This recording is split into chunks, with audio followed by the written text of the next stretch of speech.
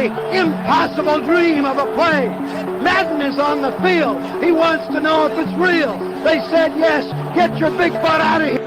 Whoa, he has trouble with the snap, and the ball is free. It's picked up by Michigan State's Jalen Watts Jackson, and he scores on the last play of the game. He's got it. End zone. Touchdown Titans. There are no flags on the field. It's a miracle. That's the last play of the game. I like how we were both saying it at the same time. This is a miracle. He has trouble with the snap, and the ball is free. I was like, yo. Hey, you don't get good announcement like that no more, bro. The commentator team is lit. Yo, man. So before we get into all that, right? Welcome all of the listeners, all of the people out there. This is a football frame of mind, man. It's Sunday. Y'all know what it is. We talk ball. We talk all kind of stuff, man. If you like football, this is the place to be. All right? You end your weekend on a good note. Start your work week on a higher note. Because we understand Mondays suck. So, but it's all good, man. We in this thing. We with y'all with us, man. We got a special guest today, man. We got NFL draft talk today, man. We are off the chain, all right? The shades are back, right? Because, like I said, I'm battling some tooth stuff, and it's got my head on 10. So I feel like I'm hung up. Russell-ish right now. Huh? He's on his Jamarcus Russell-ish right now. Nah, man, I am not on Jamarcus Russell, man. Nah, I'm definitely not. I will not be on any Jamarcus Russell anything. Okay. unless it's throwing money as my rookie talent showcase. So, what are you talented? What can you do? Just go throw some money. That's my talent. That's definitely a thing, man. But before we get started, man, how you doing? We're good. It's been a long weekend, not long enough, unfortunately, but we got a lot to talk about. A lot of interesting things happened over the weekends in days 1 through 3 of the NFL draft. A lot of draft steals, trades, horrible picks, great picks, and also a lot of slides that people we thought would have went earlier. So plenty of really cool storylines. Yeah, delusion as well. For sure, delusion, narratives, and all kinds of crazy stuff that we're definitely going to get into today. But definitely, if you see those social media platforms at the bottom, please make sure to go follow, subscribe, and like all of that content, especially via YouTube, man. YouTube is blowing up. We're at a career high for the month, all-time high in views. It's awesome. So definitely take the time out, go like, follow, and subscribe. Daily shorts, daily uploads, game streams, all of that good stuff. You don't want to miss it. Be there. We on that shit. Just let y'all know. Nah, man. But yeah, so we bringing in a guest. We can have them on the whole thing. Not the whole thing, man. Won't do it? What? Yeah. Bring in a guest. We can do that. Yeah. Yeah, let's go, man. So I want to say I can't see the whole thing, man.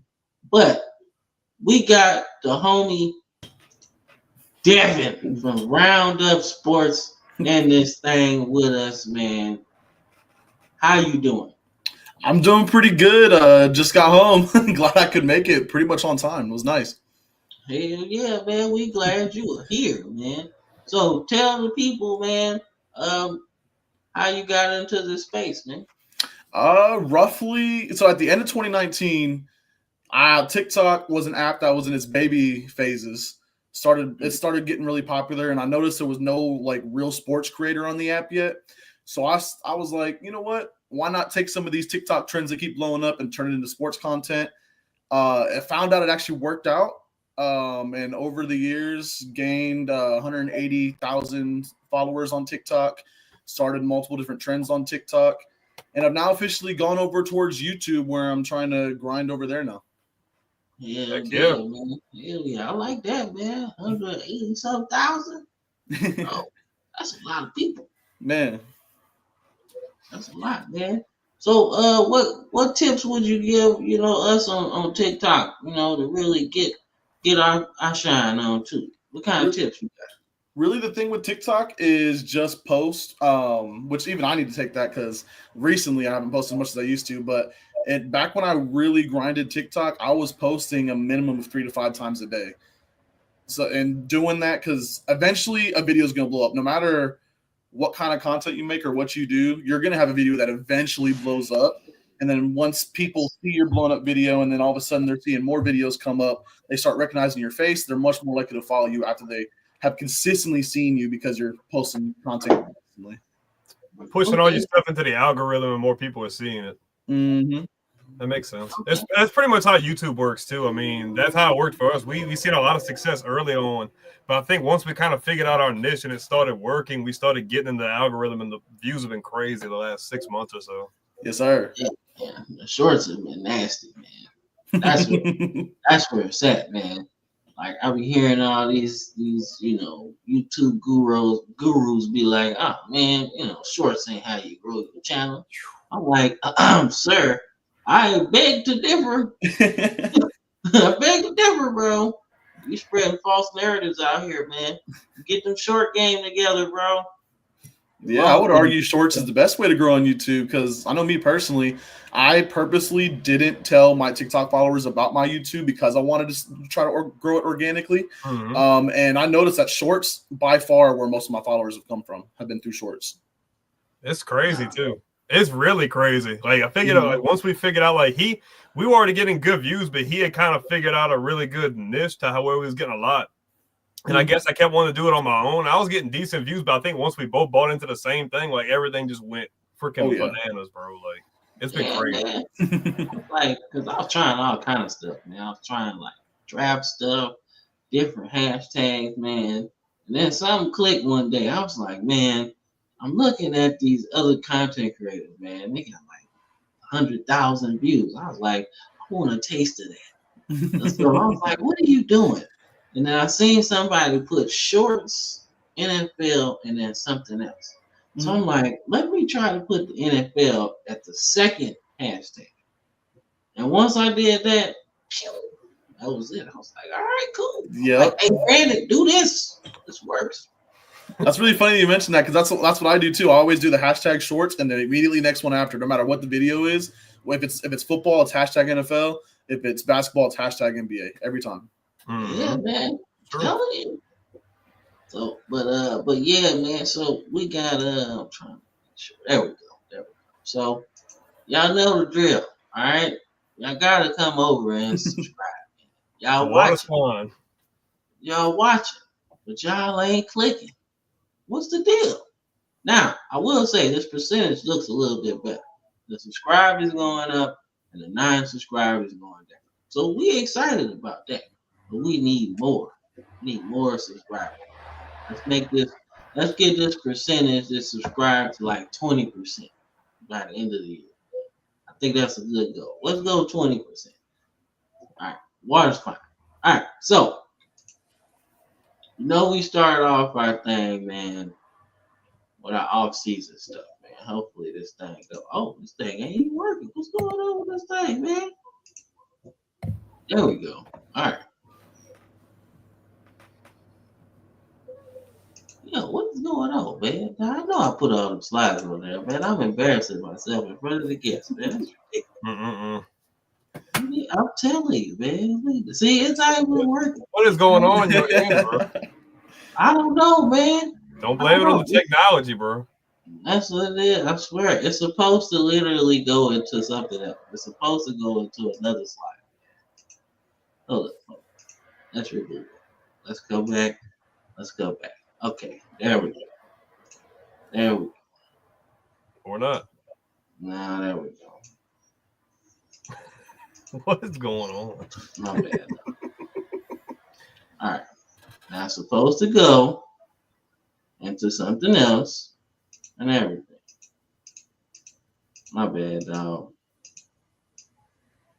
All right. Weird. That's where it's supposed to go. Okay. So, my bad. Embarrassing myself in front of the guests, man. That's all. That's all good. But first topic, man. We start off with our college football, man. But we gotta give the ACC some love, man.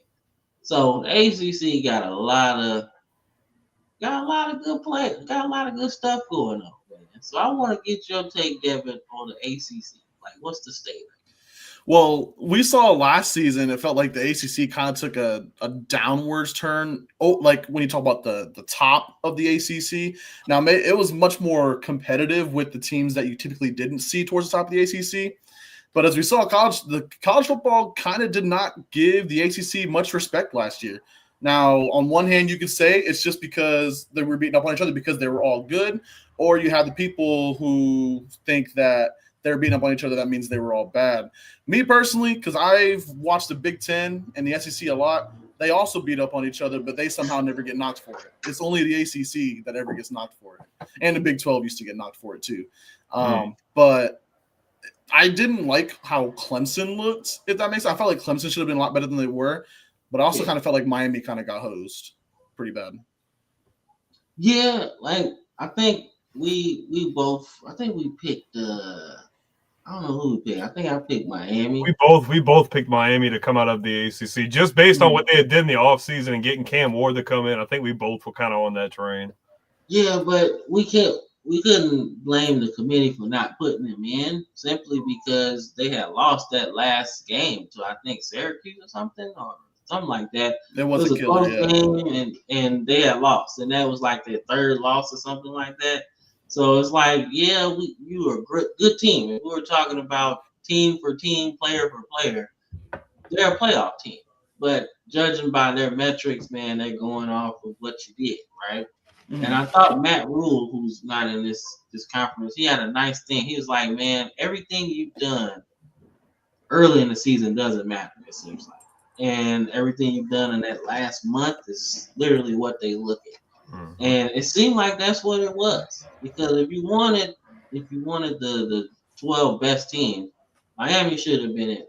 Now, fast forward to this season, I think Miami probably has another chance to get a number one overall pick, man. If Carson Beck plays like anything like Cam Ward did last season, they got a chance to go back to back on some like Oklahoma, Baker Mayfield, Kyler Murray type stuff, right? So, like, I think they're good. I think they have a lot of good players, right?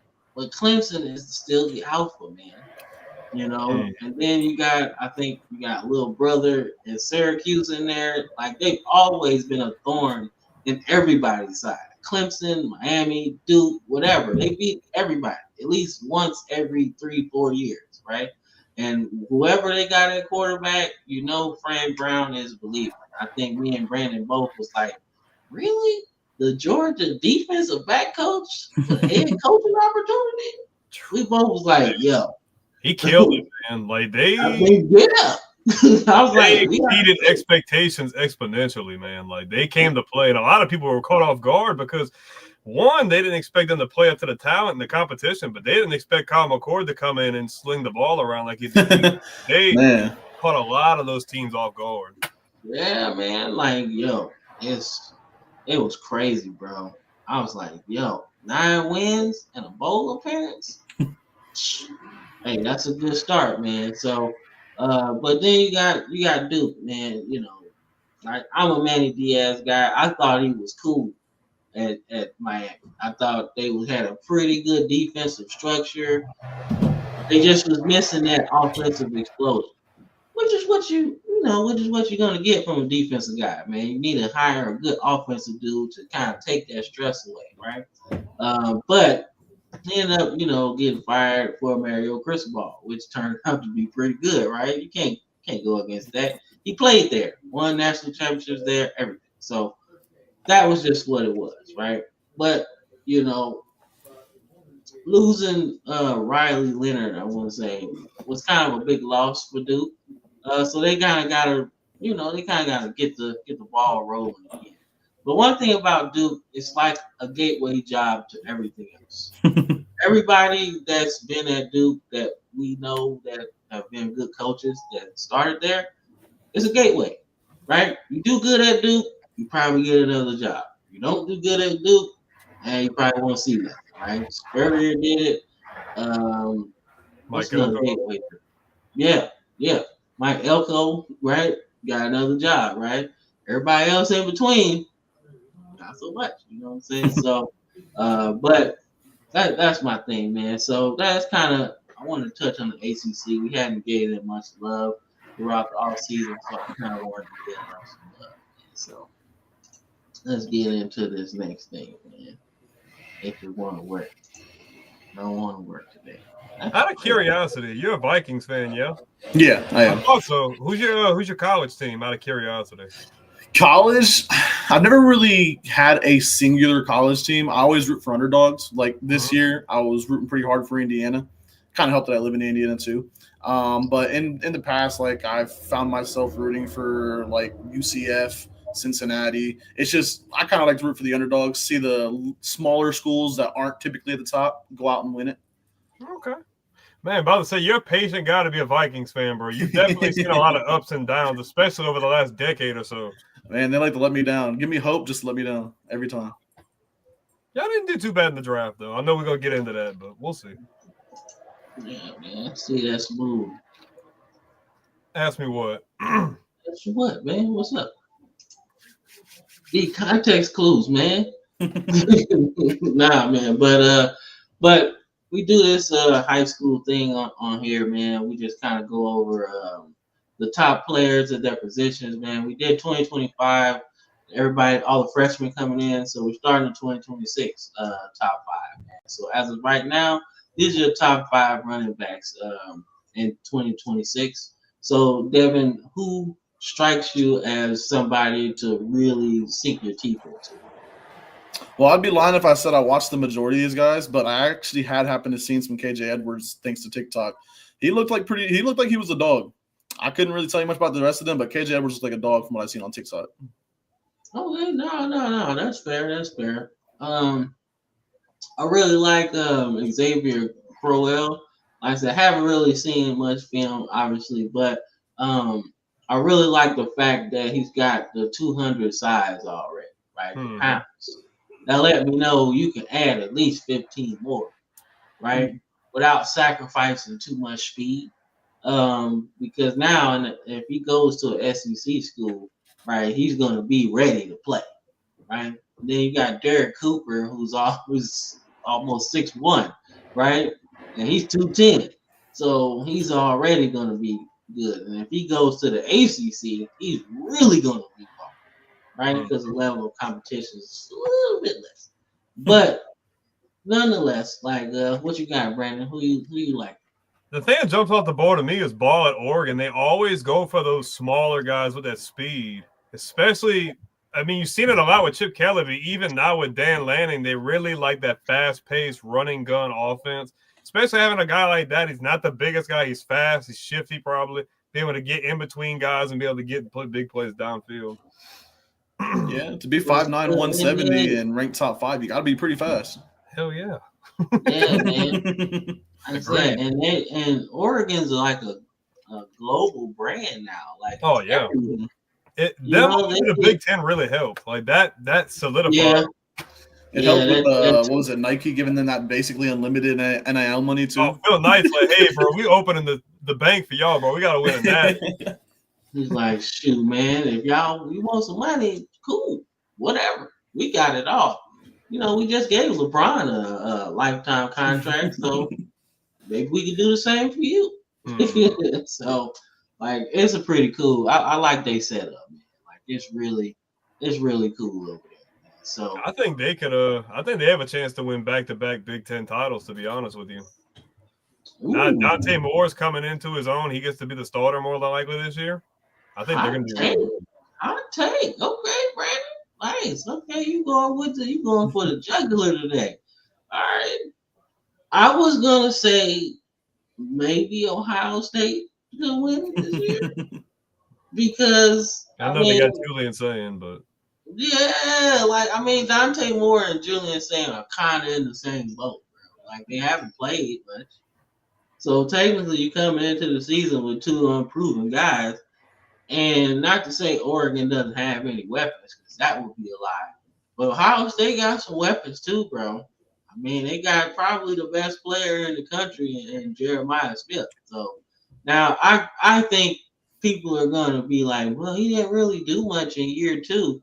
Well, probably because he's going to be triple team, bro. Did you see that title game?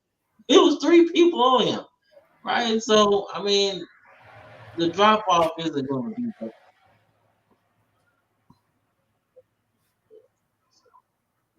Let's see.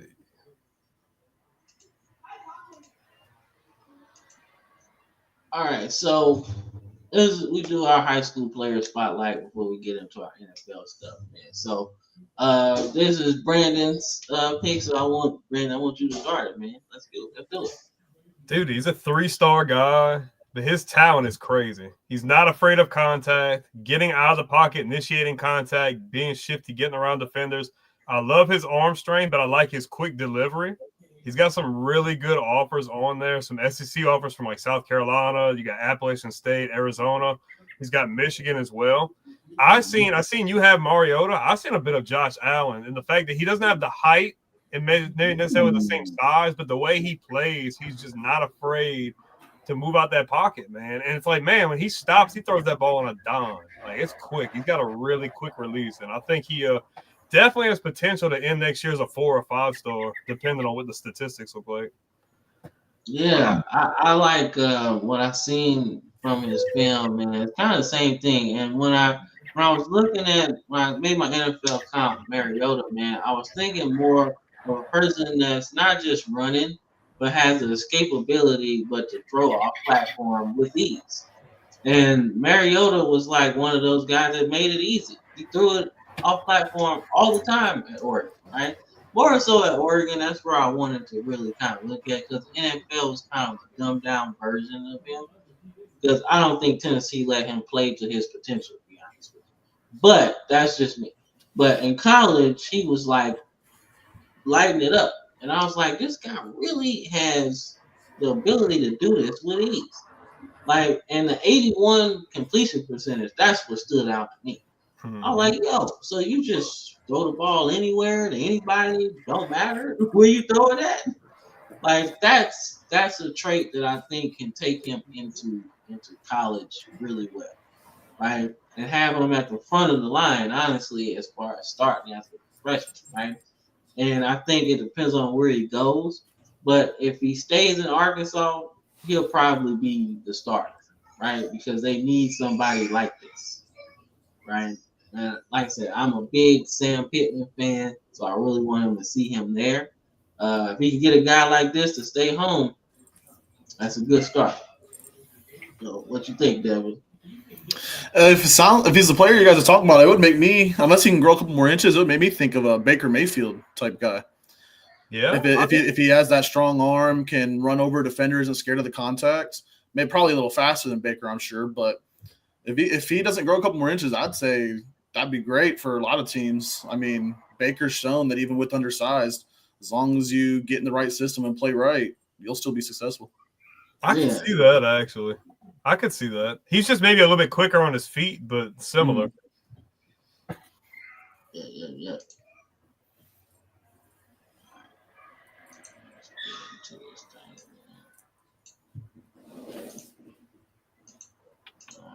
Come on, don't want to go. All right, there we go. All right, so we in our NFL stuff, man. So let me pull this thing up real quick. Let's get rid of. I want to hear your takes, bro, because you had a whole bunch of crazy reactions. I got to hear what you think. There was a lot of stuff going on. Yeah, luckily I was able to be off work for the first round, and for the most part, it wasn't too bad. A lot of the picks were like ones that make sense than you expected, but there was just some, like the Jaguars traded up to 2. No clue they were going to do that. I know they gave up a bag. They might have given a little bit too much, but if they let Travis Hunter be Travis Hunter, it's going to be a great selection. Now, if they put him out there and they traded all that for him to only play wide receiver, which I have heard that's a possibility, I don't like that. Then you gave up too much for him just to play wide receiver. If you're going to go out there and let him be Travis Hunter, then you gave up the right amount. Yeah, and I look at it like we did a bunch of mocks, and I'm pretty sure you did as well. Mm-hmm. Like those first 1 to 8 or 9 picks, for the most part, lined up with what we had. But there was a specific time where that went out the window and everything was just crazy at that point because you didn't know what was going to happen. We had a few trades and some teams picked players that I was like, man, what are we doing? For me, it was kind of when Ted McMillan got drafted to the Panthers. That's kind of when it started getting all thrown off because then I felt like that made every team below them kind of go in a different direction at that point. I felt like that was kind of the way with the Saints, though, because everybody thought the Saints were going to try to take a chance with a quarterback at 9. And when they went tackle, everybody was like, well, shit, we still got a chance to freaking take 2 of them. And you've seen, obviously, later on, you had someone trade up and take another one. But yeah, man. For me, it was Colson Loveland. That was like, oh, man. That was like, yo, what are y'all doing? You know, maybe, like I said, it only takes one team to love you when it comes down to the NFL draft, right? But you gotta really love Loveland, man. Pun intended. You gotta really love Loveland, bro. To take him over Tyler Warren, considering what you saw. See, I personally liked the pick because Tyler Warren, he gives you a bunch, right? But I feel like when it comes to route running, like specific tight end route running, right, and being able to block on the edge, I think Colson Loveland gives the Bears a better edge in those aspects. And I think that's what the Bears need more than the Tyler Warren can do everything that he can do, you know? With Tyler Warren's going to give you receiving threat, he's going to give you blocking threat, he's going to give you a chance to throw it, give you some gadget plays, but he's going to be a little bit worse at the 2 things that I feel like the Bears needed the most out of Loveland, and I feel like that's why they went that way. I really like the fit with Warren to the Colts, bro. We picked that over and over. So when he fell into their lap, I'm like, and Cam said it more than one time. He's like, look, this is where you're going to be able to tell if the Colts are really invested in Richardson or not. Because if they don't go out and get a weapon like him right here, then you know that he's on the shortest leash possible. So when they took him, I'm like, okay, but you got him a safety net. You pretty much got him reliable like Jason Witten I used to call.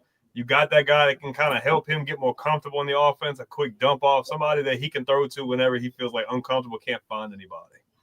Yeah, look, I told you if they pick somebody that can help him right now to the point where he can get out of this 40 completion percentage, right? Tight end will help you, right? Yeah. Running back will help you. Right, so if you can get to 62, we can talk about picking up that 5th-year option, right? You don't have to worry about that. But anytime you are in Achilles Smith territory in anything quarterback, that's terrible. Terrible. So we can't even talk about the year 5. We got to talk about right now. We could literally be like, yo, we just gonna suck for luck again. This time we getting Arch Manning. So we could really do this again, right? But I don't know. It really depends because the AFC South is a division that's not necessarily honed in on a person, right? Yeah, Houston's good. Right, but Jacksonville got better. You got Anthony Richardson, a weapon or 2, and then Tennessee started to go in the positive direction with Cam Ward at quarterback. So the division is going to be a little tougher, man. So I think if you help him out like they did, that's a good start. You got a running back, you got some defense, man. I thought they would add some more, free agent weapons a little bit, but that's okay. That's okay. You still got time, and the division is really good. So, what was your surprise of the first round? Well, my biggest surprise of the first round is definitely Jackson Dart. I mean, for one, I didn't even think he should be drafted in the first 3 rounds. That's how low I was on Jackson Dart. Wow. And so the fact that they traded up, so gave up extra assets to go and get him at the end of the first round, and now they're stuck to pay him all that money for at least 4 years, I didn't like it. Now, you never know. It could work out. Brian Daboll did what he did with Josh Allen. We all remember that. But then we also just saw him fail with Daniel Jones. And what did the Giants do with Daniel Jones? They traded into the end of the first round to draft him and gave up assets, and that ended up putting them in the net negative. Is history gonna repeat itself? We gotta wait and see. But what I've seen of Jackson Dart was not worthy of a first round pick. The only first round worthy quarterback I thought in this draft was Cam Ward. And that's just because of the immense upside he has if he hits that potential. So That's a really good take. So for me, I didn't like it either. Okay. Mhm. I'm thinking you just signed Jameis Winston and you just signed Russell Wilson, right? Russell Wilson didn't play that bad with Pittsburgh, right? And if you look at the numbers, he really didn't play that bad with Denver. I don't know where his mind was, but statistically, he was not that bad with Denver, right? And he wasn't that bad with Pittsburgh. So when you draft a quarterback like this, who may not be as a big of a project as an Anthony Richardson or Jalen Milroe, Mhm. you still have a project on your hands, right? And you don't know how long Russ or Jameis Winston is going to be your starter. If Jameis wins the job, it's probably a 1 or 2 year thing, right? Mhm. If Russ wins the job, you know he's probably going to play pretty decent. So that gives you maybe 2 to 4 years, right? So when you draft this guy, how long is he supposed to sit? That's a good point. Adequate playing time, Mhm. you know? So my thing is like, if you were going to do this, I would have just not done it until later, because I don't think anybody else was going to trade up to get Jackson Dart at this point. Yeah, you might have had the Saints, or yeah, you might have had somebody like Pittsburgh over there. But Pittsburgh didn't take a quarterback at 21? 21. Mhm. They probably weren't going to do it until later anyway, which they ended up doing way later, right? Yeah. So that's my thing. It just seemed like a reach that you probably just could have waited, you know. I feel like you didn't answer any questions. I feel like you made more you didn't get any answers. You got more question marks. Mhm. And in relation to what you said, if you had an idea that you were going to go quarterback, because I had to have some kind of idea that they were going to have a shot, I don't see the benefit in signing both of those guys. I would have signed one of them. Worst come to worst, you draft a guy, and then if you want to cut DeVito or put him on the practice squad, trade him, whatever. But I just didn't see the benefit of them signing 2 veterans who could probably start and then drafting a guy. Because now all you guys question marks, you're like, well, who do I start? And then it's like, well, what if the rookie looks good in training camp or whatever? It's like you're just creating more confusion. I feel like in a year that the Giants really can't afford to have confusion. Like in the sense that they did really good in getting Abdul Carter. That was the right pick. They need to win games. And I feel like the last thing you need to do is create confusion and figuring out who you want to play, because Dabo's job's on the line. If they start off like crap, like if they're through the first 5 games, if they're 1 or 2 wins in, like he's probably gone at that point. So I don't think it was great from a general manager perspective. I feel like you just created more problems for yourself, especially early on. Yeah, like you could look at the Giants, man. It seemed like a rush decision, man. Like I don't understand. Like if you did all of that, made those moves for the quarterback, why not draft somebody that could help those quarterbacks succeed even more? Right? You got a 1,000-yard rusher, right? Why not get another running back to make his job a little easier, right? Interior lineman, right? You have some guys available. You know you probably need help like that. A defensive tackle, maybe to open it up for your guys on the edges. You just got Abdul Carter. You still got Thibodeau. You still got Burns, right?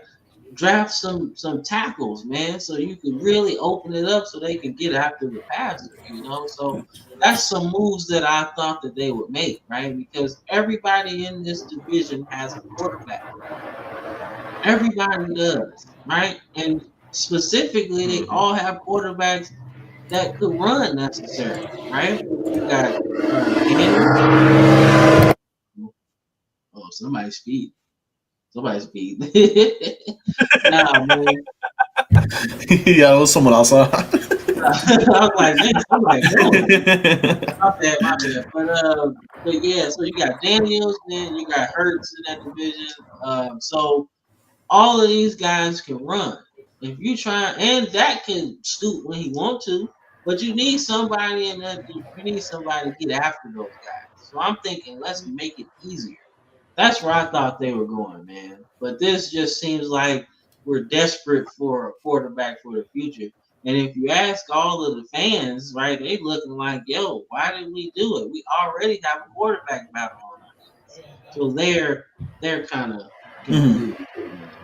So when you talk about the first round, man, as we get into later rounds as well, one move I like, man, James Pierce.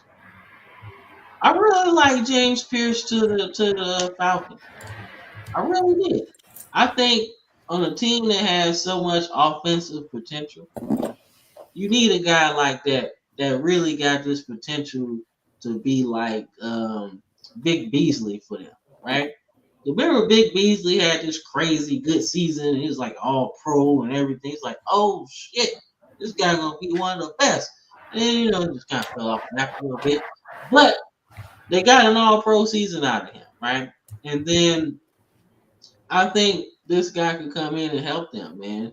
I mean, he's got ultra talent, man. He's fast as some of the fastest quarterbacks out there, right? He's athletic in front of his movements, man. Like, yeah, his production was down at Tennessee, and maybe there was some character issues, man. But it seemed like maybe it was just getting to this point that he really wanted to. You know, now he's here. Let's just throw him out there. Let's see what he can do. You know, everybody thought that they were going to take a defensive player last year, and they ended up taking Penix. So now you got your edge rusher, man. Let's just see what he can do, man. And I like it. That was my favorite. What about you, Brandon? I gotta say Matthew Golden to the Packers. I thought that was a really good pick. The Packers haven't drafted a receiver that high at all. All those years with Rodgers, they never did it. And I feel like they got a really good value later in the first round. He's going to be able to come right in and make an immediate impact. You don't have that big difference maker. You have Wilkins and a couple of the other guys. Not Wilkins, Watson. But I think this guy can help you take your top off the defense, and as well as just being an immediate playmaker and be able to really give them that difference maker. Because when you look at some of the other teams in the division, when you look at Detroit, they've got those guys. Detroit has those guys. Jamison Williams. They have Amon-Ra St. Brown.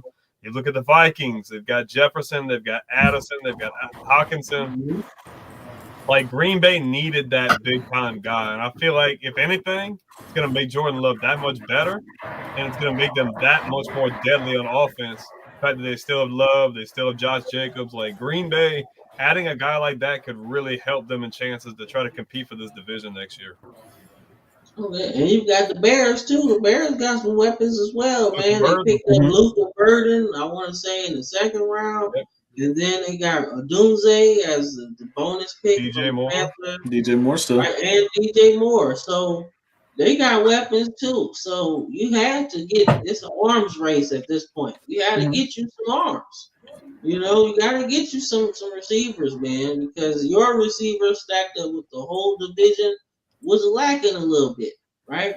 So this might help you. And they need somebody to establish their number one spot, honestly. They got a lot of 2s and 3s on the team, right? But not a true number one.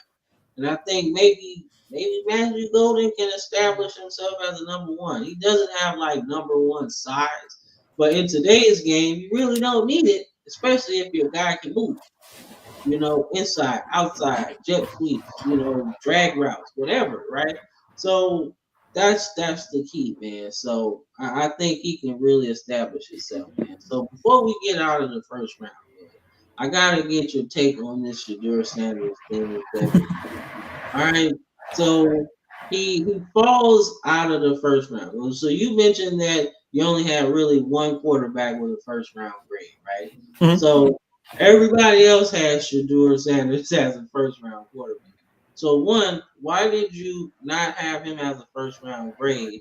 And why do you think that he slipped so far? Well, the reason I didn't have him a first round grade is because I'm really big on the traits over production standpoint when it comes to drafting in the first round, because first round should be your home run hitters. These aren't guys that maybe like make you a game better, right? You want to try to get someone that's going to make you 2, 4, 8, 6 games better. You know, you're looking for a home run hitter, especially for a quarterback that you're going to have to pay a decent amount of money on if they become that guy.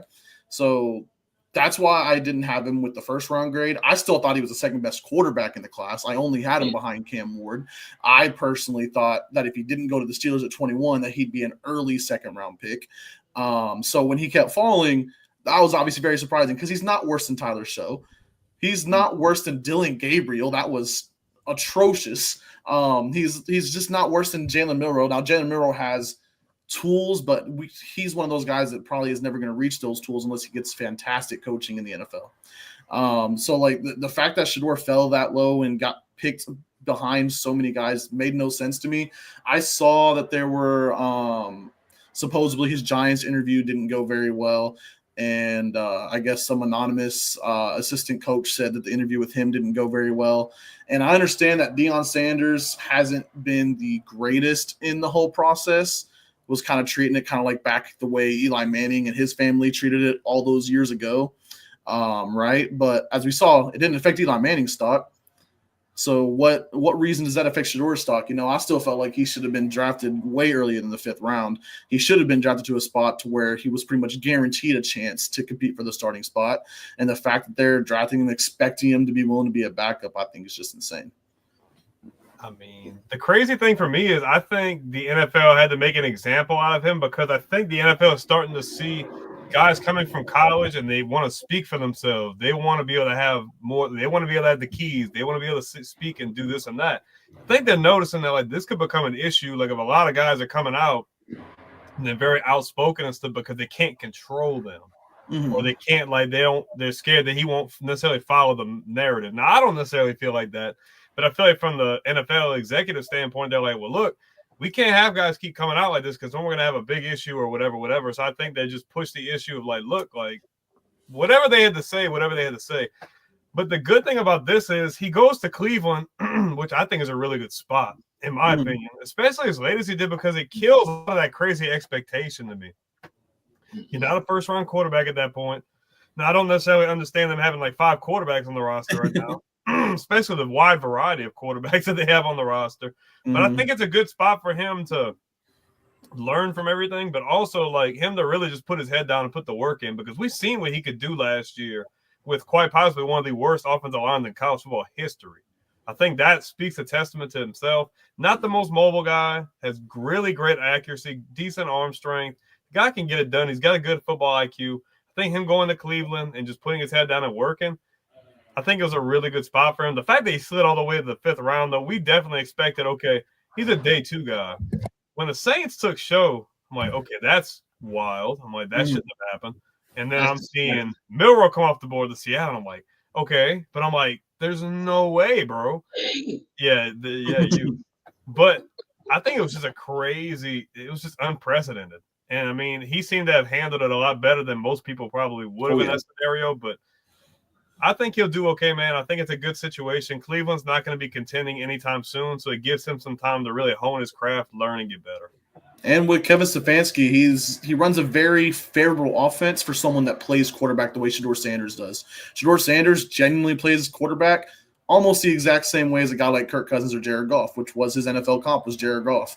It's that pocket passer. You want him playing a lot in the play action, right? You want him lining up under center more than in the shotgun. That's how I view Shedeur Sanders as an NFL quarterback, and that's the kind of offense Kevin Stefanski wants to run. So he does match that offense very well. I hope he succeeds, man. A lot of people are praying on his downfall, but I want to see him do really well, man. I think he's got a really good skill set that could, like you said, translate really well to the NFL, especially in the system he's in.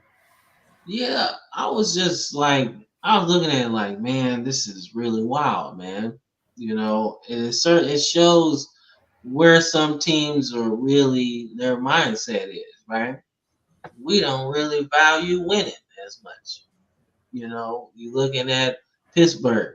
Pittsburgh has been probably the league's most balanced franchise since the NFL started. They've only had, 3 coaches since they started, right? They got almost the most Super Bowls, if not the top dog. Yeah, right. So, like, they've been balanced, right? The quarterback situation's been balanced. Like you have your Bradshaw era, right? Then you get Neil O'Donnell who gets you to a Super Bowl, right? Then you go through this lull a little bit with a couple guys. Then you get Big Ben for like 15 plus years, right? Then you're going through this lull again. So I'm thinking, okay, well, let's just stop this bleeding right now and get a guy that can help us, right? We just got DK Metcalf, right? We got Pickens, right?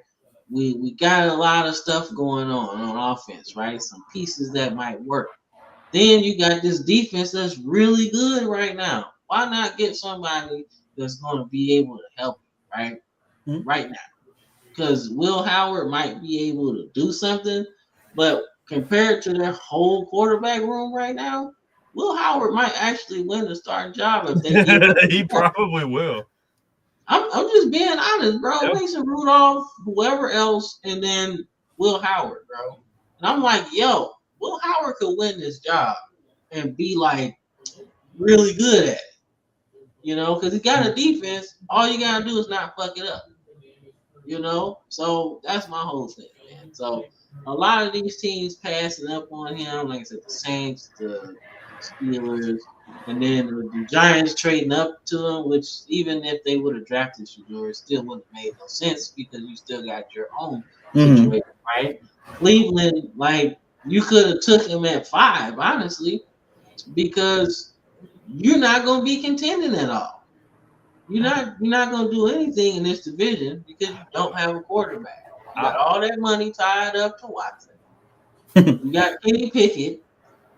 Who can pick it? Everybody's gonna pick it. That's what I say, right? You got Dillon Gabriel, who I'm not really like. I don't even know if he was as high a draft pick as he should have been. Right? He's an older rookie. Like that don't work out at all. We've seen it. Chris Winkie, old rookie. Wheaton, old rookie. Don't work. I'm sorry. So. Like that's not going to work. So I don't know how that situation panned out. Yeah, he's a confident person, but if my quarterback's walking in here and saying that, look, I want to win. I don't want to lose. I did this at Colorado already. Like, don't y'all get that? I just want to win. I don't want to lose. So if you are Dayball and you come in here with this idea, that's what the report was saying. Like he had an install package for him, and Shedeur was like kind of not liking it.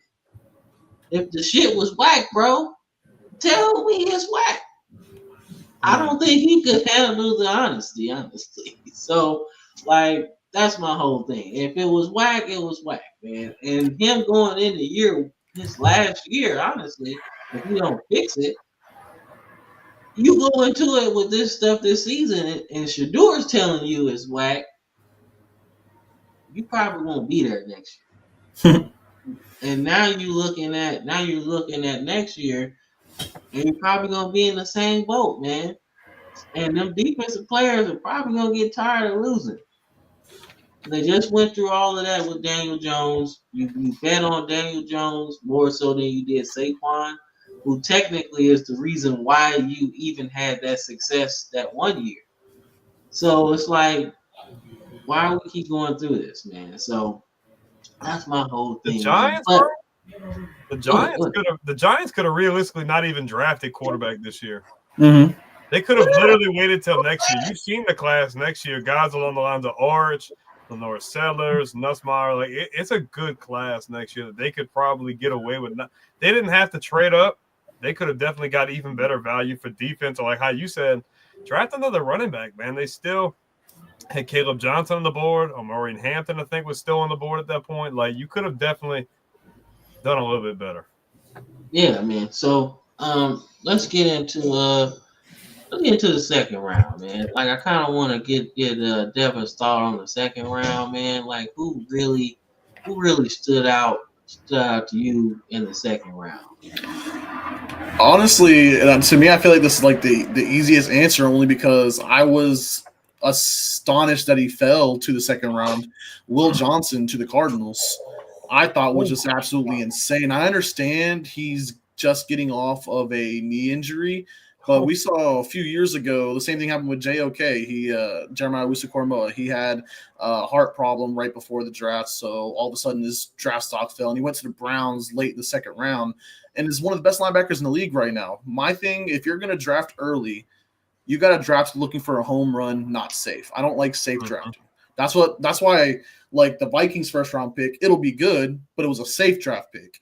I would have rather gone Will Johnson in the first round and had a chance at that home run pick. That would have been nice.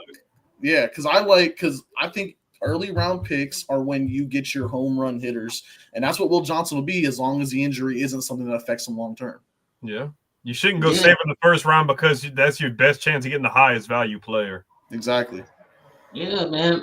Like I said, that's my philosophy as well, man.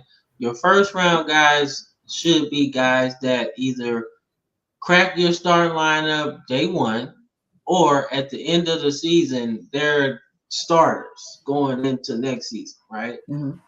2 through 5 are probably guys that either are going to develop into starters or solid role players, right? That become stars on other teams, right? But for right now, they're going to help you win ball games by being depth guys or special teams, right? Now, later rounds, man, that's where you either go save or you just draft somebody that you really, really like or whatever, right? But between round 1 and round, I'd say 5, those are the guys that you should really be building your team around, man. But round 1, you have to hit on it, man.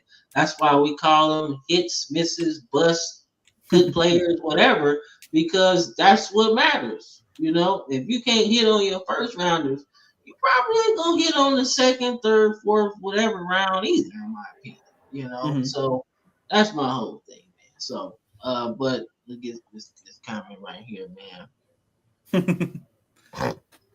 Well, hey, man, you know what I'm saying? Nah, get you a David Carr jersey, bro. Oh no! I told you where that belonged, bro. Nah, bro, you ain't gonna get me on that. We're gonna give it the LeBron treatment when they were burning his Cavs jerseys. That's what we got to do to that. Nah, man, dude, I'm telling you, man. Look, David Carr walked into a horrible situation, bro. I'm sorry.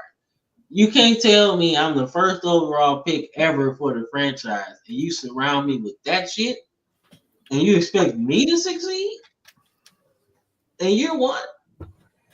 Come on, man.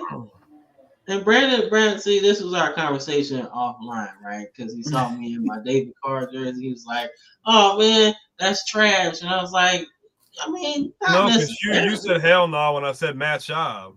That's why I was like, that's crazy. It was disrespectful that you even forgot about David Carr, bro. I didn't forget about him. I willingly didn't bring it up. No, that's disrespectful. Why would you do that? You just forgot about the whole beginning of the Houston Texans, bro. That's disrespectful. You can't do that. Yeah, I'm disrespecting a Super Bowl champion. You just assume that, oh man, it's just Matt Schaub. Like, nah, bro. I'm original. Nah, but one of my favorite picks of the second round had to be the Indianapolis Colts going after JTT. That was one of mine, man. Now I would have said, and see that Smooth said, see Luther Burden, right? That was one of my surprises as well. But I really like JTT going to the Colts, man, because they picked the defensive end last year in the first round, and JTT really won that Penn State game a few years ago with like sacks, interceptions, fumbles, everything. So he's a big time dude, right? So technically, that's one of the home run picks in the first round that I might have made if I'm later and I need a pass rusher. He's one of those dudes. I thought he was an option for the Chargers. Yeah, see what I'm saying? So I want to say you just lost Bosa. So why not put him up there? He stands up. He has his hand in the dirt, man. He's big, one. Right, so it's like, hey, you know, Khalil Mack's on his way out, but just a couple years ago, Khalil Mack had 17 sacks, so he seemed to still got some juice in them legs. So why not just keep adding on to what you got? So that's my thing. But I really like this move, man, because when Indianapolis was at their heyday, they rush the passer the best. Mhm. Robert Mathis, Dwight Freeney, those two bookends made havoc throughout the AFC South for years. So if you can do that on defense right now, obviously you don't have Peyton Manning throwing the football. Yes, I understand that fully. But if you can get after the passer, man, damn it, that'll win you some games. I've seen it happen. Mhm. So that's a good move, man. So want to draft edge for the Lions. Yeah, I thought they would do that. I thought that was a spot for Mike Green, to be honest with you. I thought that would be a good spot, but he's got his allegations going on and people wasn't feeling it. That's basically what He happened. gonna freaking do like Joe Mixon, freaking slide and then come out and end up balling out. Remember Mixon was supposed to be a lot higher. Hey, they're going to the Ravens, and you know how the Ravens are with their defenders. He on my thing, baby. He on my team, bro. They needed something after they let homeboy go to the division rival. What you mean? Y'all lost freaking dude from LSU to the freaking Steelers. Y'all needed another freaking edge or linebacker. Oh man, I don't care about Patrick Queen. Whatever, bro. You were still butthurt about that at the end of the season. That was so last year, Brandon. That was so last year. I'm not even mad no more, man. I just thought it was stupid. Why would you go over there? They even got no quarterback. Why would you go there? If you mad at Lamar, you said, "Hey, I'm gonna go back to your point. You got to test out free agency. You got to test out free agency. You do, but we offered him more. That's the thing. I guess he thought he was gonna win with somebody else.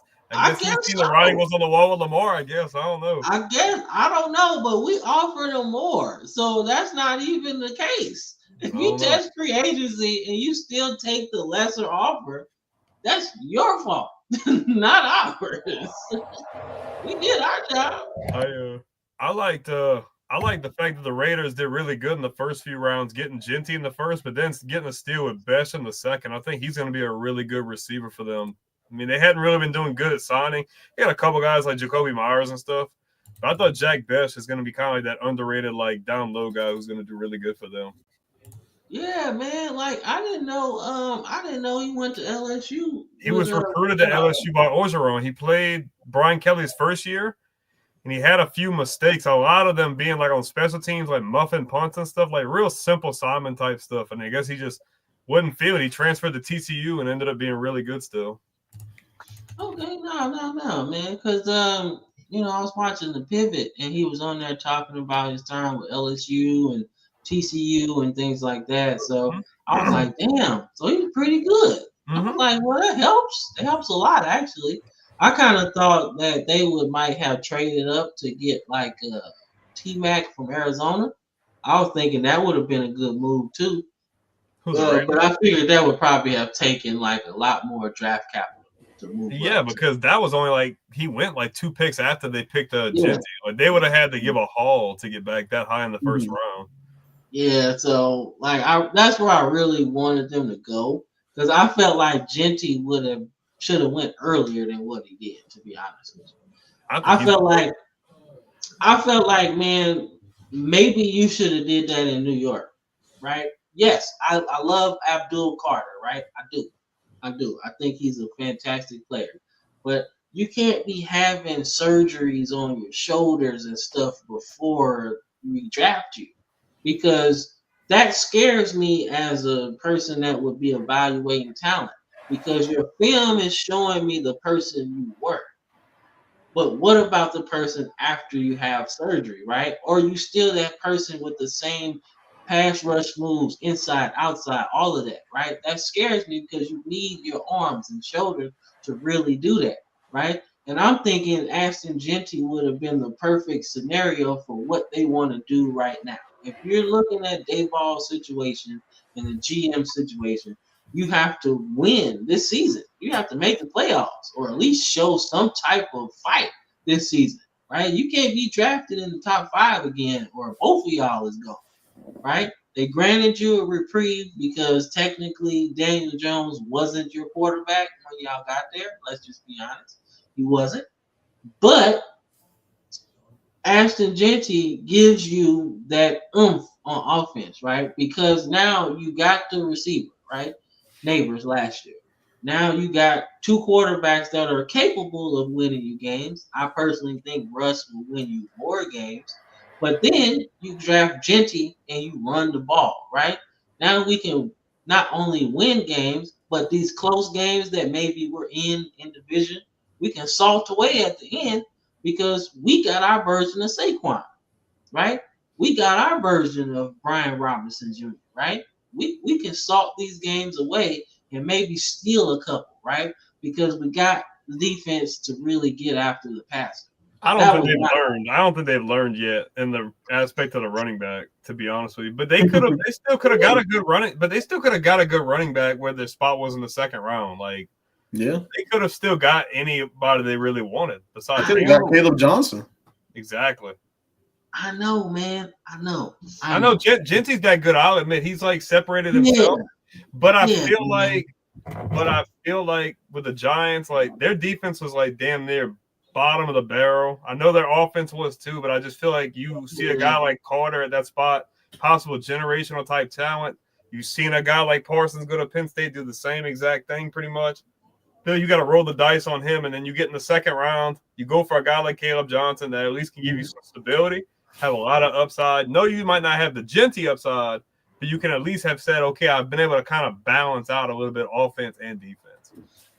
Yeah, man. I know. But like Devin said, man, you gotta draft a home run hitter. Mm-hmm. And throughout the whole process, man, Abdul Carter's been one of those home run guys. Mhm. If anybody was going number one over Cam Ward, it was Abdul Carter. That was the only person that I was seeing that made sense, right?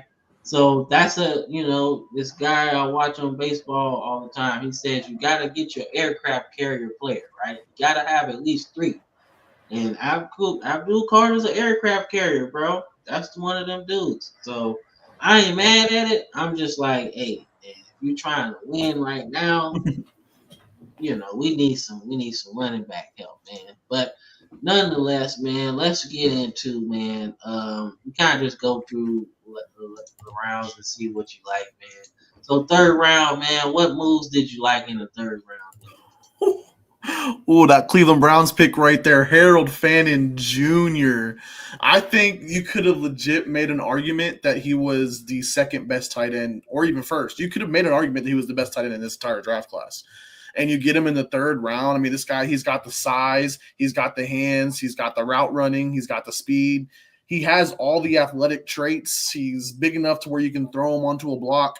He's just everything you want in a modern day tight end. He's going to be their guy. I could see him very quickly taking that spot from David Njoku.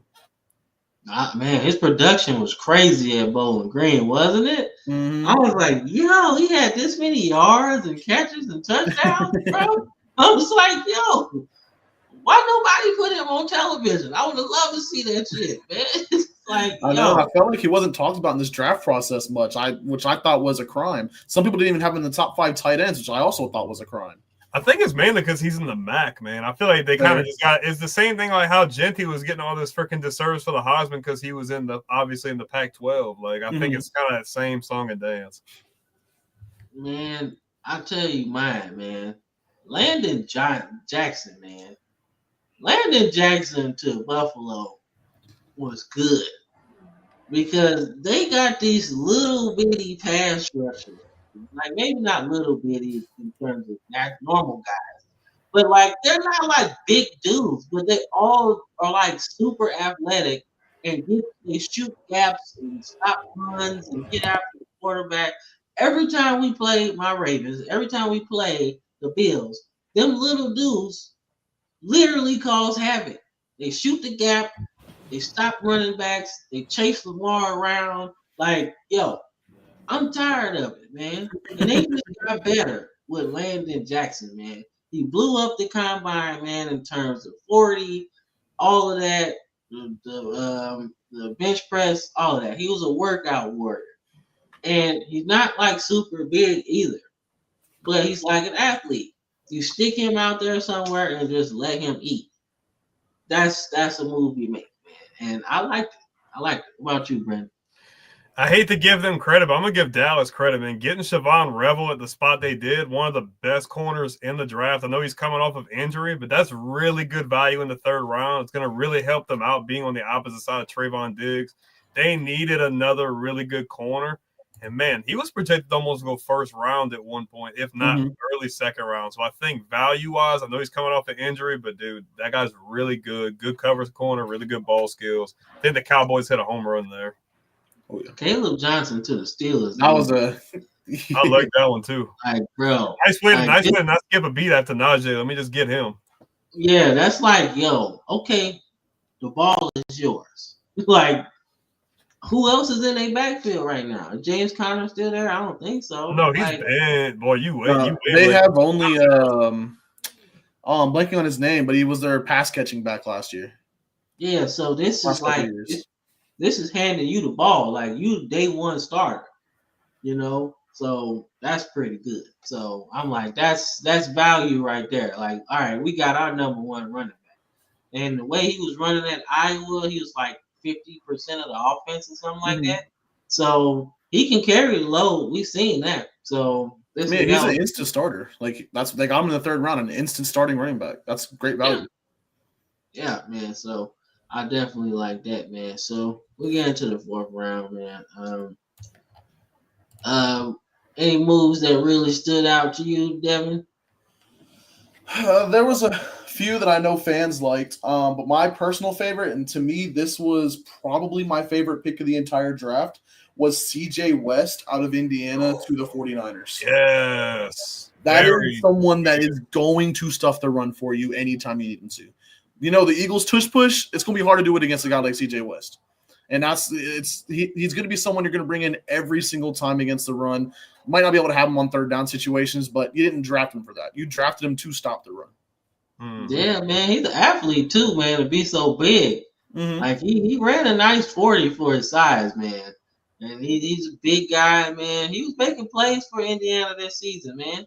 He was one of those guys that really helped them make the playoffs, man. Now we can get all into should they made it or not. That's another hole to get down. But he was making plays, man. He was making plays. So for me, I was really interested in this guy right here, your Saints, Brandon. Danny Stutzman, man. He's good. I like that move, man. Dude is a missile. Like, talk about making tackles just because you like to. That's a guy you need on defense, man. All right?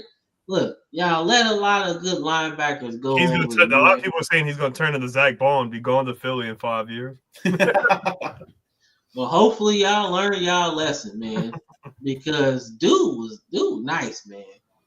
Making tackles, running around, hitting people. He had Oklahoma defense looking good, man. Especially because they wasn't scoring no points all year. So you had to be on the field a lot. But boy, he was making tackles all over the field, man.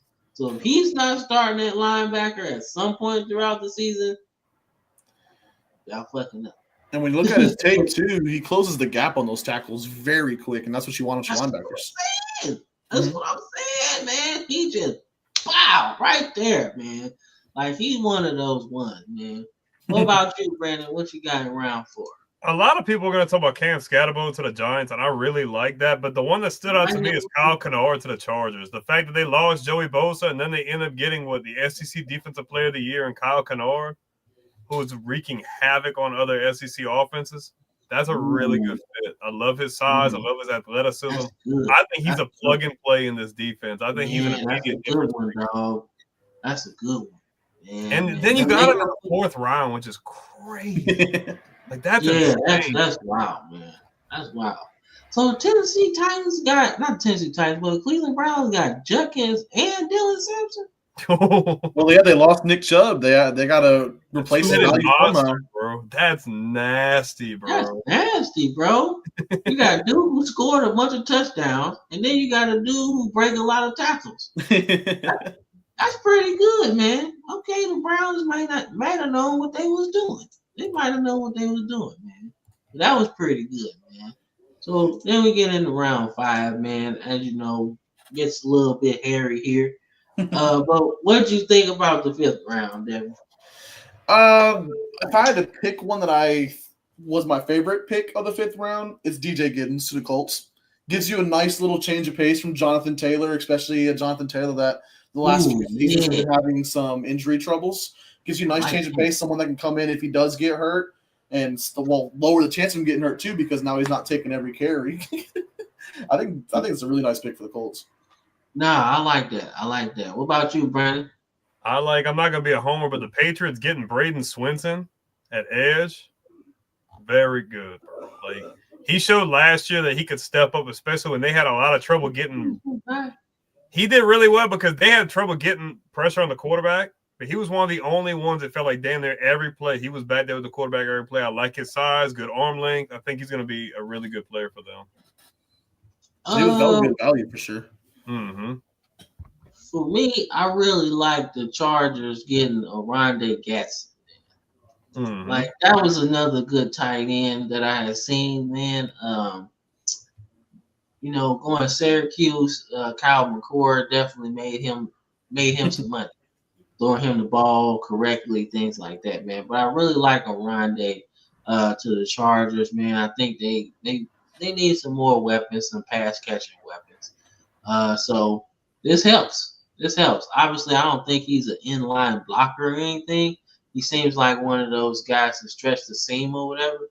But it helps them because there's somebody else for Herbert to throw the ball to, right? Another check down, another guy that can pick you up a first down, right? So I like that. I like that a lot, man. So that's one of my moves, man. That's pretty good, man. Ooh, Seattle got Robbie Oops. Ooh, that's gonna be nice, bro. That's gonna be nice. Have him and Noah Fant.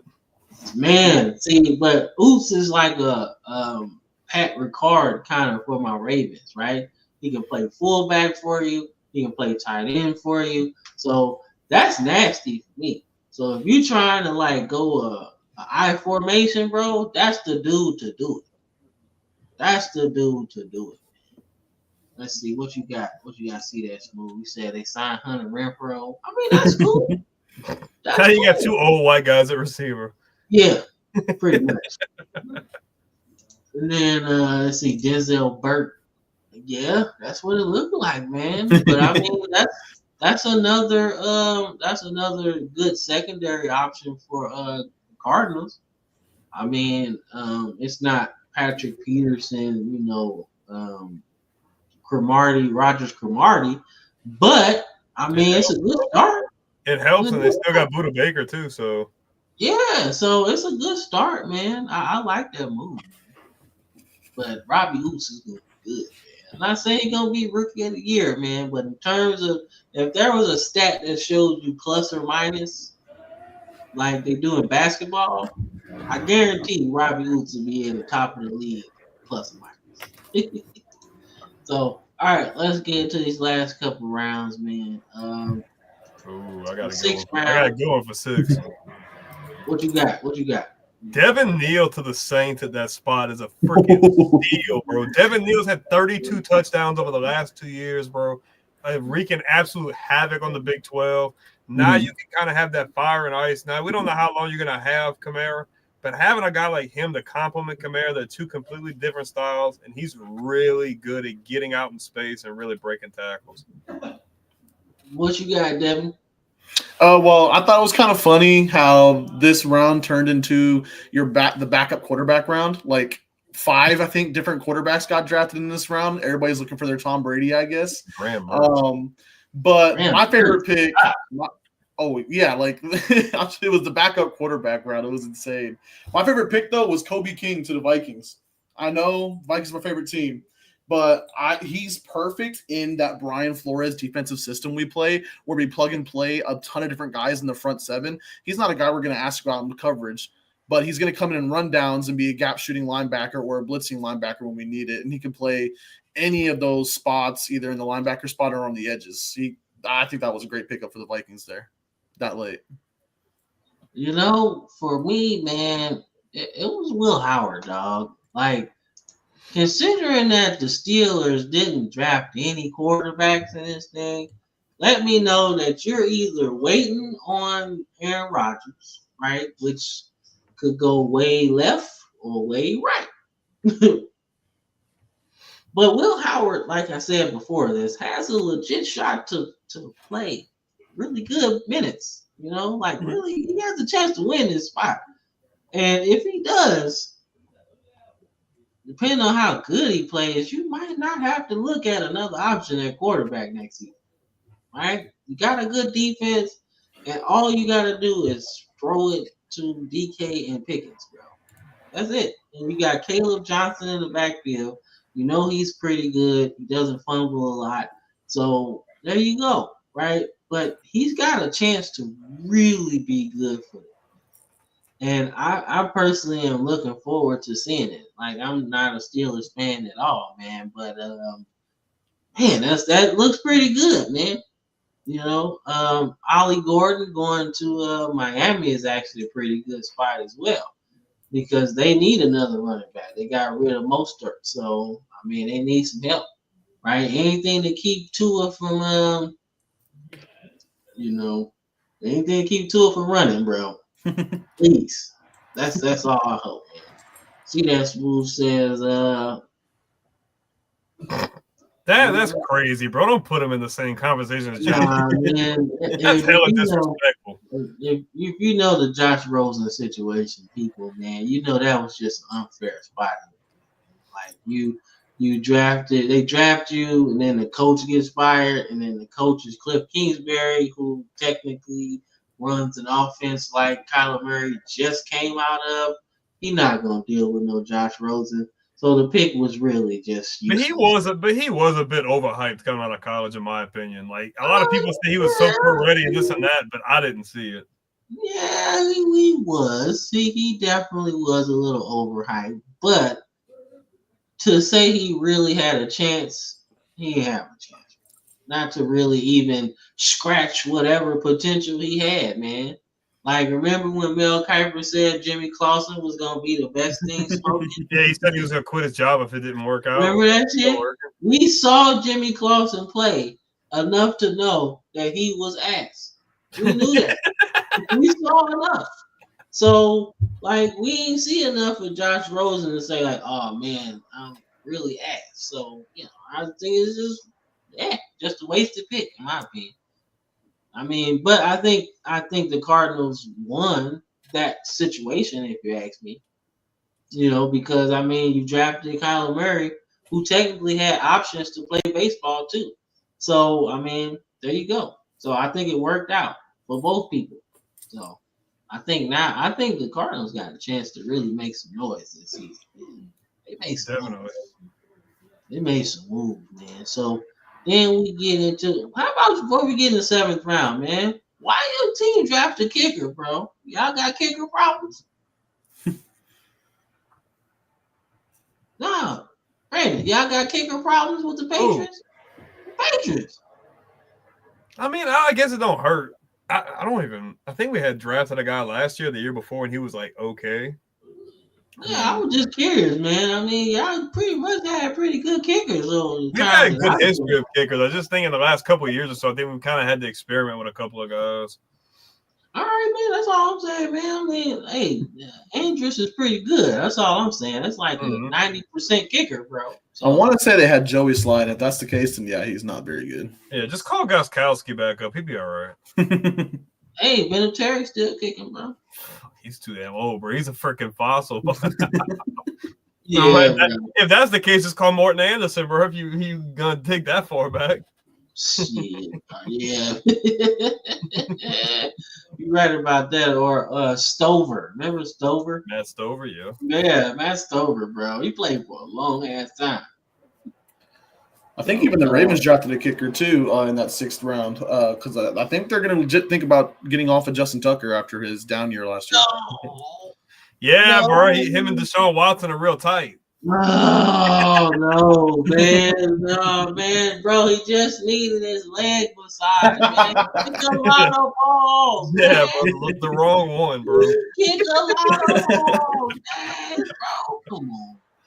You gotta Deshaun and Robert Kraft are all real good friends. Bro, you gotta give him a break. You kick a lot. You kick a lot, man. The nerves is bad. You need that deep Swedish massage. Get in Oh there. gosh, that's like not. Yeah, man. It's yeah. It's probably bad, man. But yeah. So let's get into this seventh round, man. Obviously you just drafting to do it. You just drafting to do it, man. So there was honestly one pretty good 7th round pick I feel good about from what you got? for the Dolphins drafting Quinn Ewers. And the reason I like this is for two main reasons. One, you have a quarterback in Tua who, since entering the NFL, hasn't really been the guy they thought he was going to be. And he's got the very glaring injury problems that's happening every single season now. And they've got a coach in Mike McDaniel who loves quarterbacks like Quinn Ewers. We saw what Mike McDaniel did before, with Kyle Shanahan, granted, but you saw how they were rookie year Brock Purdy. Mike McDaniel was as big of a factor in that as Kyle Shanahan was. And Quinn Ewers plays a lot like Brock Purdy, but with actual traits that can be developed. We saw Quinn Ewers coming out of high school. He was a 5-star recruit for a reason. He was the highest graded high school recruit since Trevor Lawrence, right? And he was graded like that for a reason. He's got those traits. He just needs someone to teach it to him that Texas wasn't able to do for him. Yeah, man, and I agree. Look, any type of slip up from Tua, man, Quinn Ewers can definitely ball out, man. But the Bucs getting Tez Johnson, man. I think people was just kind of sleeping on that 40 time, bro. He's fast. Even though his ran football speed is fast, yeah. Yeah, if you watch the film, ain't nobody catching him from behind, bro. I would be concerned about only being 154 pounds, though. He's got to put some meat on his bones in the NFL. That's warranted. He got to eat some steaks and lift some weights. Eat potatoes. Didn't they also? I don't think they drafted him, but the Buccaneers signed that Florida D tackle, and so now they have the biggest player in the NFL and the smallest player in the NFL. They did. Yeah, nah, that's true, man. I'm like, no, he can play right now. Just stick him in there. Ain't nobody gonna move him. He gonna have to be triple team. Nah, man, but that's pretty good. But yeah, Ted Johnson definitely has to get bigger, man. But I mean, they said the same thing about Devontae Smith, man. He had to get a lot bigger. Yeah. Right? And he did. He did. And now he's still not big, but I mean he's bigger than he was. Let's just say that. So I think if he can get a little more size on him, he'll be all right. What about you, Brandon? I like the 49ers getting Curtis Rourke in that spot, especially with all those question marks about paying Purdy. I know Indiana was a team that we questioned to really even be in the playoff.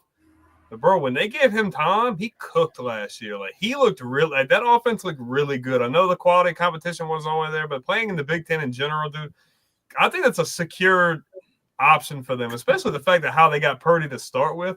Because I don't know about y'all, I'm not paying Brock Purdy that crazy money. No. I'd rather let him walk, let him go take up somebody else's payroll, and I can throw a guy like this in here who's got intangibles to be a decent quarterback and see if I can develop him. I mean, look what they were able to do with Purdy. I know he's had some ups and downs, but he's played in Super Bowls, bro, and he hasn't been the worst. So I think Curtis Rourke to the Niners, the good contingency plan. That way you don't have to pay Purdy all that money. You got to remember that Curtis Rourke was playing with a torn ACL all of last season, too. He's still playing as well as he did with Indiana. So he did. That's true. That's tough. I like that. I like that grit. I kind of like us getting Garrett Dillinger. Man. Oh, that's a steal. Y'all were picking LSU players all day, bro. And y'all got Emory Jones at tackle. That was a really good pick, too. Yeah, every year had the best draft. They always do. Yeah, because we don't just be, we don't just be picking people. Some people just be like, all right, man, it's a 5th round, man. Let's just get up out of here. Let's just pick such and such, and then we get up out of here, bro. We ain't gonna be sitting here all day. But the Ravens have always drafted well, man. Like you said, Ozzie Newsome didn't play. Let's just say that he ain't play. Who'd y'all think had the best draft class out of everybody? Like the one that just stood out to you, like they addressed the most needs, they hit most of their picks out the park. For me, it's between the Ravens and the Cardinals. Ravens, like every year, them and the Eagles for some reason every year just kill it in the draft because they get the right guys. They always get the right late picks too. Like the Ravens had 5-6 round picks this year, and I feel like most of them were like very good picks. But the Cardinals, especially early on in the draft, hit everything on defense. And granted, they have a defensive-minded head coach, so you know he's going to teach them well too. Jonathan Gannon is one of the best defensive minds in the NFL right now. And he kept going defense and defense, knowing that his offense is going to be better next year because they did rebuild that offensive line in the offseason, as well as drafting Paris Johnson, who was one of the best tackles last year as a rookie. The Marvin Harrison Jr.'s just have to take a step up. They're primed to be a very good team, actually. So I might have to go Cardinals because I think their draft this year made them that much better. All right, so for me, man, to not just be a homer and say my Ravens because I actually did like all their picks. I'm actually say the Tennessee Titans, bro. Like I don't care what they did later. I don't care. Drafting Cam Ward was the perfect move for them moving forward. You could not go into next season telling your fan base that Will Levis is our guy. Nobody's buying tickets to no games. You're going to be looking like a White Sox stadium. They're going to get that Houston Oilers treatment before they left. Man, nah. The White Sox stadium last year with like 30 people at the game. Oh, like the A's? There you go. There you go. That's how that situation would have been. So that was the perfect move. Like he's the best quarterback in the draft. You needed to really establish a culture moving forward. Rome wasn't built in a day. Plants don't grow overnight. Doesn't matter. You have to set it up right. Right? That is what they did. They moved forward in the right way. They made subtle moves in the offseason with the offensive line. They got Tyler Lockett, man, in free agency on a nice little deal. You know, he's a winner, so he can bring in some winning vibes there. Their defense actually wasn't that bad last season. They made some really good plays last season. They just didn't have no quarterback, man. So we can play defense like we did there and have some adequate quarterback play. You might have a chance to make some noise. Not win the division. I'm not saying all of that. But definitely win more than 5 games. I'll give them that. Top 10 next year in the draft, which is an improvement, right? And maybe their coach can save his job. That seat's hot, bro. That's a lot. Oh, that seat hot as hell, bro. That's hot. That's an airplane bathroom. That's hot. About you, man? Waiting on you. For me, it's probably between Carolina and Arizona. I really like that Carolina did knock off a lot of their check boxes. But I've got to side with him in the fact that, like, those first couple picks for Arizona, getting a guy like Walter Nolan, that's an immediate difference maker. You've seen that they've been beefing up that defensive front. And then you're going to add a guy like Will Johnson on that back end, man, to really help out Budda Baker in the secondary. I think the Cardinals have a strong consideration to be a dark horse to maybe not win the AFC West, but they might sneak in the playoffs, bro. You really never – if Kyler Murray can play turnover-free ball, Harrison steps up, and that defense plays up the par, Arizona's a scary team in the NFC, so I really like what they did. All right, man. So, let's get into before we get up out of here, man. I want to get your thoughts on the undrafted market, man. Couple guys that signed. Can't really tell on this screen per se, so I'm gonna get it up out of the way. But just wanted to get your thoughts on the undrafted market, man. Who fell through that you thought might have got drafted and is gonna have a pretty good impact? Well, I know for one guy I was really surprised got undrafted was Jordan Clark, just because him being Ryan Clark's son, him working in the media still, I kind of thought just at least name value would get him like a 7th-round selection. But he was also a good college player, so like kind of surprised he didn't. But the one I was trying to remember what team he went to because I'm blanking on what team he went to.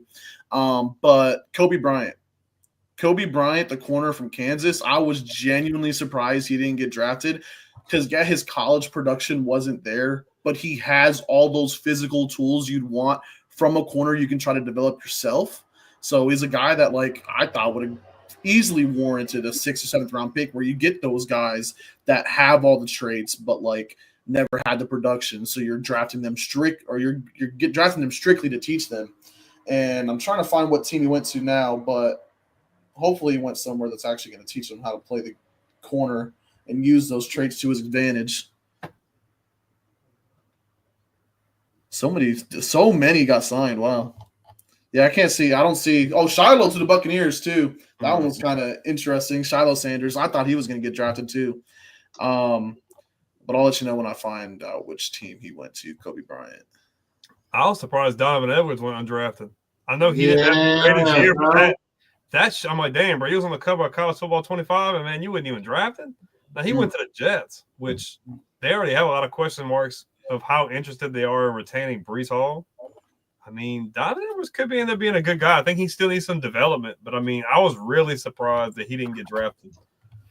You know, my favorite, as See That Smooth says the same thing, man. He says Shiloh and Winfield might be the best. Like, I like Shiloh actually going to the Buccaneers. He's tough. That's going to be a good move because Shiloh, like, say what you want about coverage, like that's not his thing. His thing is hitting people, and maybe hitting people illegally, but he be knocking people. He's like LaRon Landry, bro. Yeah, he be knocking people faces off. And if that's what you need him to do in a blitz package, bro, that's a valuable asset to just change the course of a game and just knock somebody out, right? Look, come on this cat blitz or whatever, on this zone blitz or whatever, and just nail whoever you see. Hey, that sounds like a good player to me. Special teams as well. Like, look, ain't nobody expecting to get hit on special teams this time of day. So why not do it? Go down there and hit somebody. Be crazy, right? And then you might earn you a spot, man. But the one move that I thought was really cool, shout out to Mushin Muhammad Jr. or 2 or whatever. Signing with Carolina, man, going to his dad's stomping grounds, man. That's a pretty cool story, man. Like, yo, bring it full circle. Man, they got a couple of second-generation players on there, too, with J.C. Horn on there. So, hey, that's pretty cool, man. So, that was my thing. Undrafted. Looks like Kobe Bryant went to the Falcons, which I actually like that because most of their draft was defense, and they're dead set on rebuilding that defense entirely. So they need to. I mean, they got good talent. I mean, with the talent they have on offense, like we thought Atlanta was going to run away with it last year, and they kind of had that debacle. But I think an entire off-season for Phoenix to develop and get better, Atlanta's dangerous. Oh, yeah. Definitely dangerous. Yeah, man. Look, as long as you can figure out what the hell you're going to do with Kirk Cousins, get him up out the way, then you good to go. You good to go, man. But that's pretty much it for our show, man. So we tell all our guests, man, where can they find you and where can they get your content, man? Perfect. It's just Roundup Sports on all the platforms I'm on, which is TikTok, Instagram, Facebook too, actually, which is the Facebook market's actually pretty nice. And then Instagram, YouTube, all the typical ones. Twitch, I stream every once in a while on there, but TikTok and YouTube are probably the most important for sure. Check them out, guys. You got some real entertaining stuff, especially with all the draft stuff going on. Definitely keep you interested. Yeah, man. So, the drill, Brandon. When we get up out of here, tell the people what you got to tell the people. Man, now this is where we kind of hit that low, man. Like free agency's over, the draft is over. So now this is kind of that part when you're a content creator. It's like, okay, now we get to talk about Nothing. I'm just playing. We have all kinds of cool stuff to talk about, especially in the off season. Like us here, we do like things like our What If series comes back. We do fantasy drafts, all kinds of really cool stuff. So this is kind of a cool thing to be in the NFL and college football market, to where you can kind of just have a field day and talk about all kinds of stuff. So what we're in May almost now, so we got like 3 or 4 months till football comes back in full swing. So guys, don't fret. There's always something to talk about. There's always going to be something going on. There's going to be coaching hires, free agent signings, trades, all of that good stuff. So don't fret. Definitely check everything. Make sure to check out Roundup Sports on all those big contents. All of those major platforms, as well as us, man. Daily uploads, game streams, all of that good stuff. Make sure to check all of us out for all of your NFL and college football needs, man, because we don't stop. We on Nick Saban style. We working all year. Always going, always going. So definitely. Yeah, man. Y'all know what it is. 32,000 of y'all, man, that have joined us for this journey. So we are happy to have you. We're definitely happy to have you with us, Devin, man, today. Really, thank you a lot, man. We appreciate all the time, man. Definitely a good mediator for me and Brandon, because we go back and forth all the time. But we thank you for being on the show today, man. But this has been the Football Frame of Mind, man, and we are going to see y'all all next Sunday. Thank you for having me. Of course, man. So see y'all next Sunday, man. We up out of here. Peace.